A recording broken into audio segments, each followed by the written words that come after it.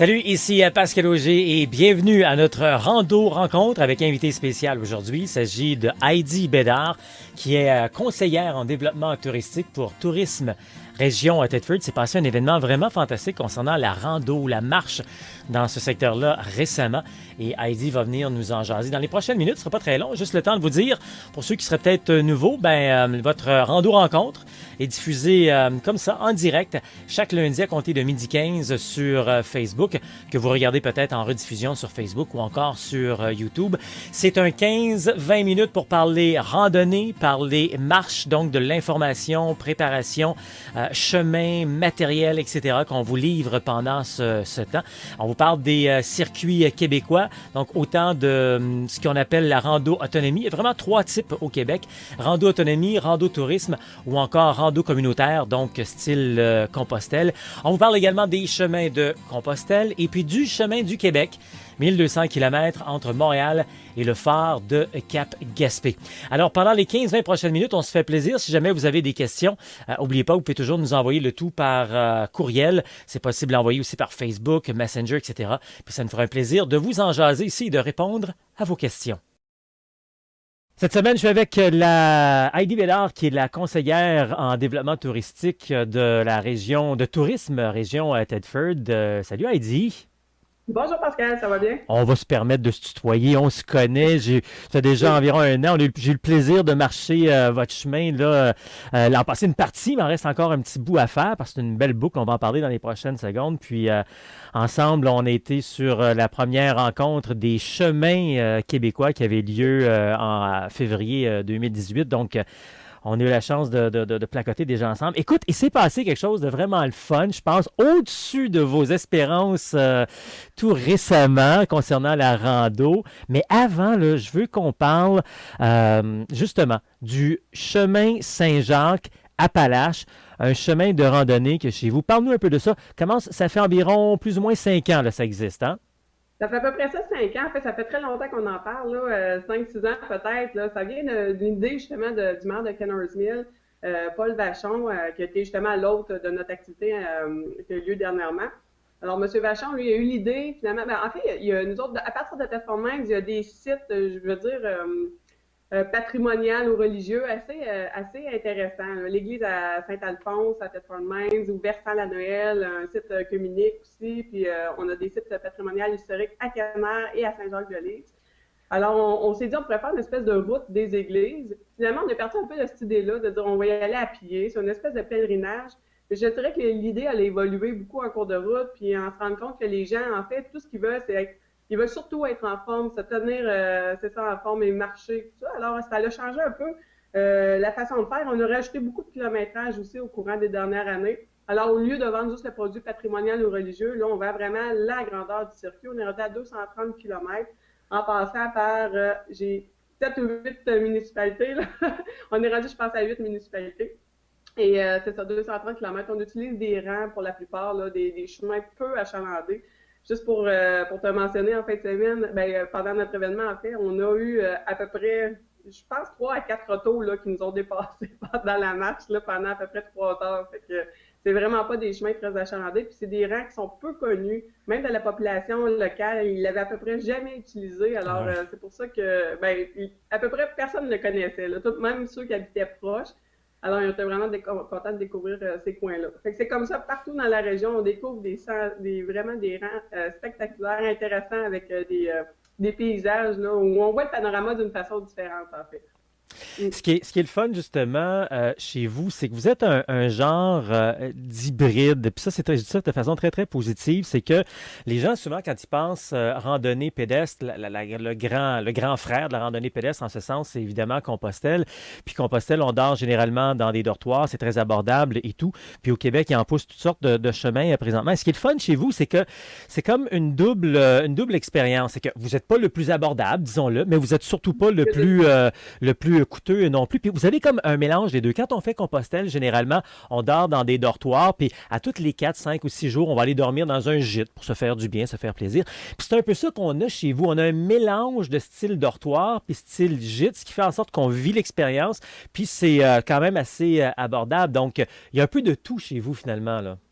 Exactement. Ben, en fait, on est parti avec qu'est-ce qu'on avait déjà. C'est sûr que, par exemple, à Pont-Brillant, on a le gîte en Brelan là, qui peut accueillir. Mais on avait à Kenner's par exemple, il y a pas de gîte. Tout ce qu'on a, c'est un chalet. Il y a quelqu'un qui s'est offert aussi pour accueillir à la maison. Alors ça vient plus abordable que louer un chalet, surtout quand tu es tout seul. Là, c'est pas toujours évident. Souvent, on peut pas louer juste une nuit aussi. Alors, il y a des gens qui sont prêts à accueillir directement chez eux. Je dirais que ça vient comporter le portefeuille un peu. Il y a quelques dortoirs aussi qui se sont ajoutés dans des salles municipales ou des sous-sols d'église, à des endroits où il n'y avait pas de gîte. Alors, on est vraiment parti avec qu'est-ce qu'on avait, mais tant qu'on n'en a pas, ben, on a réussi à travailler un petit peu. Là. Les gens lèvent la main de plus en plus pour dire ah, ben, je serais prêt à accueillir chez nous. Alors, ça nous a permis d'avoir comme ça, justement, un système hybride. Il y a un petit peu de tout, mais c'est ce qui fait, je pense, quelque chose d'intéressant à venir découvrir la région. Là. Ben, le Québec est très, très accueillant. Partout où on fait de la randonnée, les gens nous accueillent bien. Puis je me rappelle chez vous, entre autres, l'an passé, quand j'étais à Saint-Jacques-de-Leeds, quand j'avais dormi chez des gens, on m'avait parlé que Louis Saint-Laurent avait passé justement dans leur maison il y a tellement longtemps. Il avait habité là une nuit pendant sa campagne électorale. Puis il y a plein d'histoires comme ça. Puis vous autres aussi, souvent quand on fait de la randonnée, ben, on aime ça marcher puis avancer. Le défi au Québec, c'est que contrairement en Europe, on n'a pas autant un système de train ou un système d'autobus partout pour nous ramener au point. Donc, chez vous, ce qui est le fun aussi, c'est que c'est une boucle. Donc, on peut laisser sa voiture là, aller marcher une semaine ou plus, puis revenir à sa voiture finalement. Donc, ça nous permet là, c'est ça, de revenir, cette facilité-là. Exactement. Puis les gens sont complètement autonomes. Là. C'est aussi différent de d'autres chemins. Nous autres, à Tourisme à Région de Thetford, on invite les gens à nous appeler, poser des questions. Nous autres, on est là. On fait ça tout à fait gratuitement. Mais à partir du moment que les gens veulent partir faire leur propre réservation, ils se lancent, puis ils peuvent se stationner justement à l'Office de tourisme. C'est un peu un départ. Sinon, dernièrement, il y a 3 marcheuses qui sont parties de l'église Saint-Alphonse. C'est comme notre point zéro à la base. Là. C'est vraiment, c'est un Mhm. endroit, une église à voir, franchement. Mhm. Là, c'est vraiment beau comme site.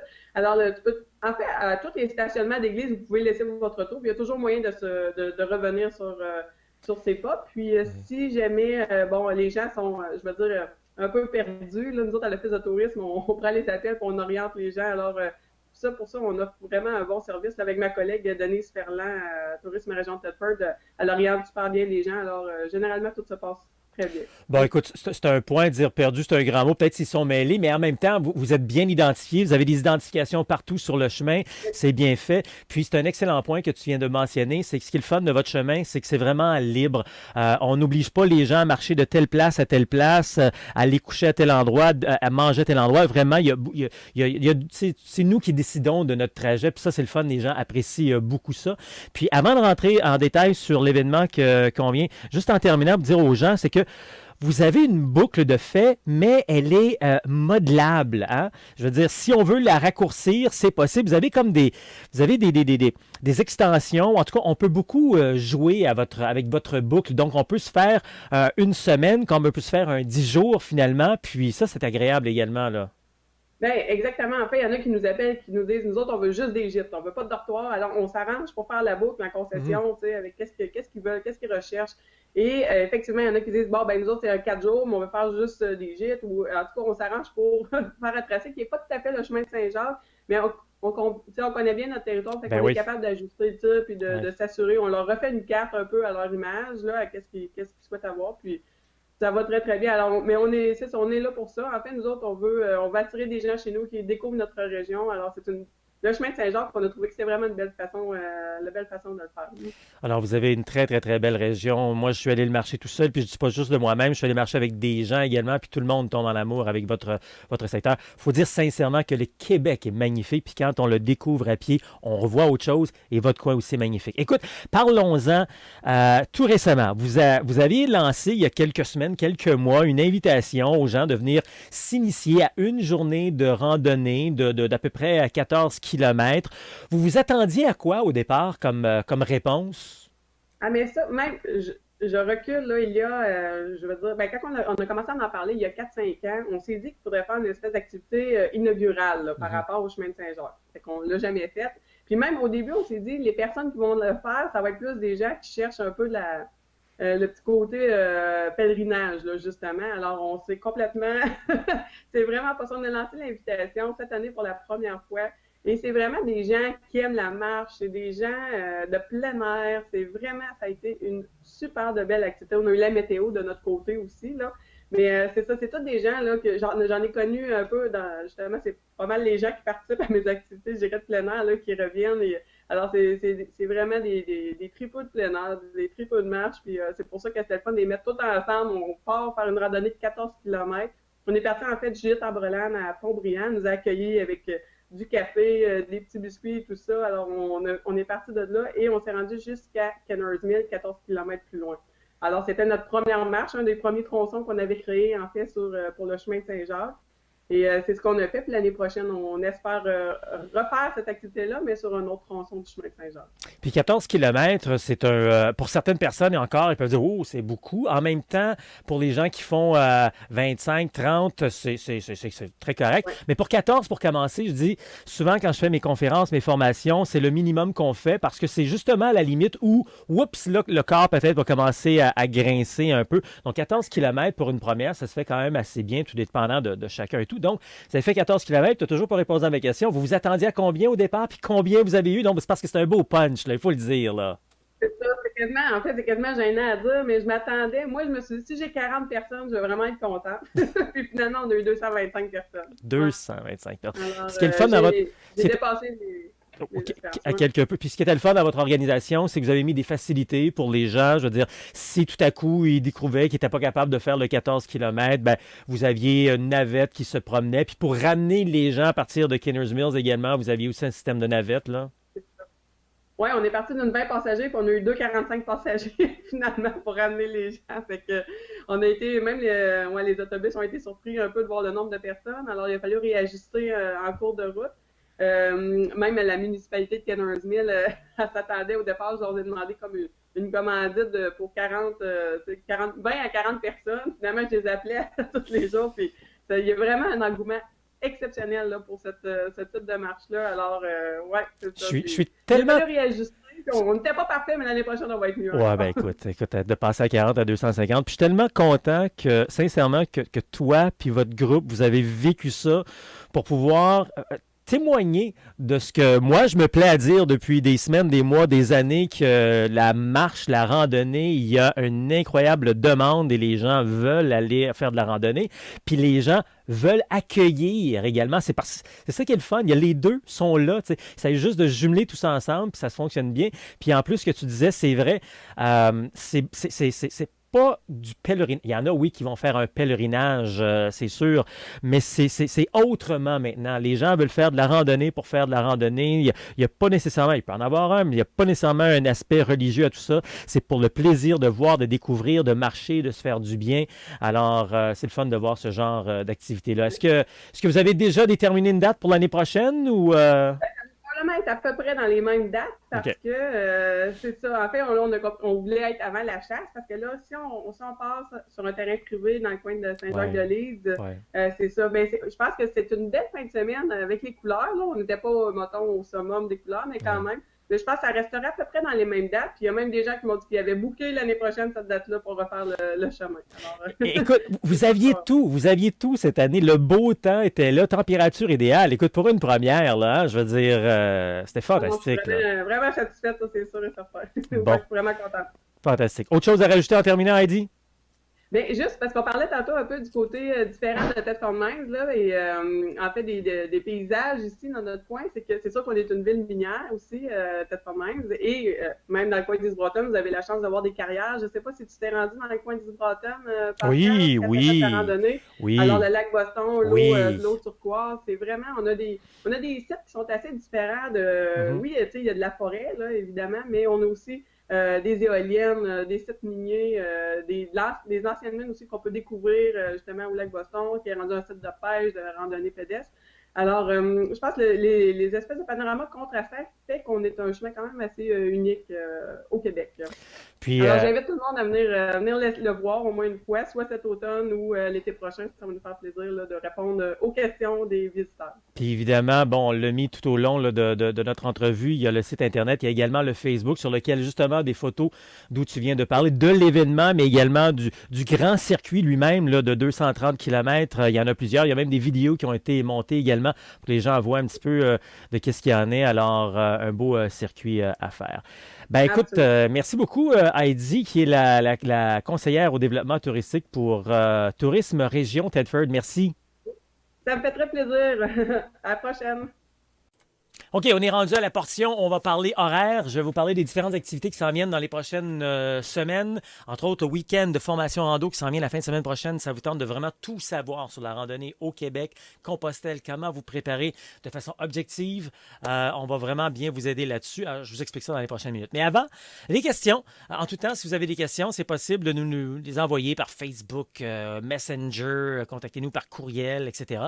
Et puis, ça nous permet de vous les partager, de donner les réponses ici. Aujourd'hui, je vais vous parler de bâton. Vous savez, souvent, on me parle de bâton. Pascal, c'est important, pas important, je devrais...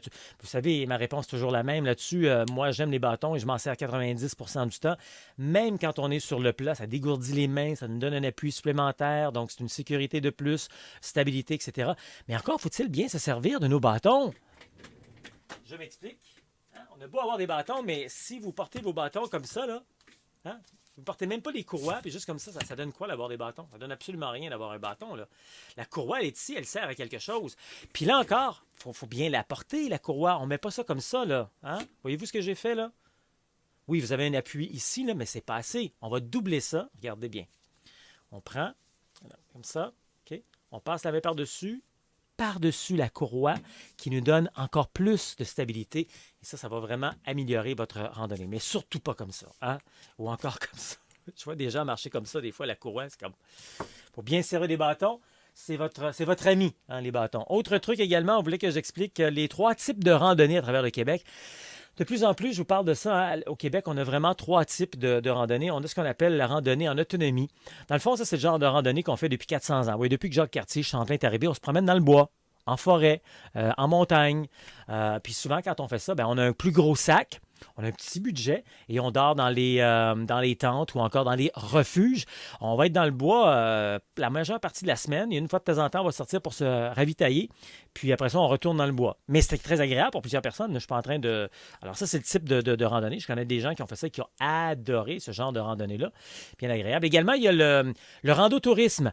Ça, c'est beaucoup plus touristique. Rando-tourisme, c'est de beaucoup plus petits sacs, beaucoup plus gros budget par contre, parce qu'on va dormir dans des 5 étoiles, des chambres 5 étoiles à 100-150 $ la nuit. Donc, il y a également ce type de randonnée. Donc, pour des gens qui ne veulent pas traîner trop de sacs et qui ont un gros budget, vous voulez vous retrouver dans des spas, dans des endroits comme ça, touristiques, lieux touristiques, ben, c'est peut-être pour vous. Et puis, il y a ce qu'on appelle la randonnée communautaire. Donc, ça, la randonnée communautaire, c'est vraiment plus comme Compostelle, finalement. On se promène d'une communauté à l'autre. C'est des petits sacs, moyens sacs, je dirais, un petit budget. Et puis, on dort dans les dortoirs. Donc, c'est le genre de randonnée qui est libre, autonome et abordable. Donc, beaucoup comme Compostelle. Alors, voilà pour l'explication des 3 types de randonnées qu'on va retrouver à travers le Québec. Question-réponse, c'est réglé. Si vous voulez avoir plus d'informations, ben, sachez hein, qu'on donne des conférences un peu partout. Cette semaine, d'ailleurs, on est sur place, live, en direct. Regardez le calendrier pour être sûr, là, mais il me semble bien que mardi soir, on est à Laval, donc au nord de Montréal. Et puis, mercredi midi, on est sur l'île de Montréal. Je ne me trompe pas, c'est à la bibliothèque de Ville-Saint-Laurent. Il faut vérifier donc sur l'horaire également là-dessus. Et puis là, il y a plein d'autres dates qui se rajoutent. Allez voir le calendrier, je m'y perds un peu. On est déjà en train de... On me réserve déjà des dates pour l'automne 2019. Alors, on commence à en avoir beaucoup. Sinon, ce qui est fantastique, dans le confort de votre foyer, vous pouvez justement suivre les conférences, aussi les formations, c'est 2 choses différentes. Les conférences, on vous donne l'information sur les différents chemins. Les formations, on vous dit quel genre d'équipement que vous devez avoir. Donc, tout ça est disponible en direct sur Internet. Vous pouvez donc voir le tout. Il y a 6 séances par mois pour avoir soit une conférence ou encore une formation. Allez voir le calendrier pour ça à québeccompostelle.com. Et si ça vous tente d'avoir tout ça ensemble, toute l'information sur les chemins au Québec, l'information sur les chemins à Compostelle, l'information sur le chemin du Québec de 1200 km, également toute la formation sur l'équipement, on donne tout ça en une fin de semaine. On appelle ça les week-ends de formation rando. Donc, on fait une journée pour toute la formation, information si on veut, et le lendemain, on fait la graduation, on met en pratique tout ce qu'on a appris. On va faire une randonnée de 15 à 25 km sur le chemin du Québec. Donc, en petits groupes, on fait le tout. D'ailleurs, on invite quand c'est le temps de la randonnée, le dimanche, pour la graduation, en quelque sorte, on invite tous les anciens participants qui ont déjà participé au week-end formation rando ou encore des gens avec qui on a déjà marché pendant la saison estivale. Bien, vous êtes invités à venir nous rejoindre à Saint-Jean-sur-Richelieu et marcher avec la nouvelle cohorte. Ça fait le fun un peu. On accompagne les nouveaux gradués et cette fois-ci, ce sera ceux du mois d'octobre. Alors, trouvez votre atelier, trouvez votre chemin. Voyez le calendrier sur québeccompostelle.com.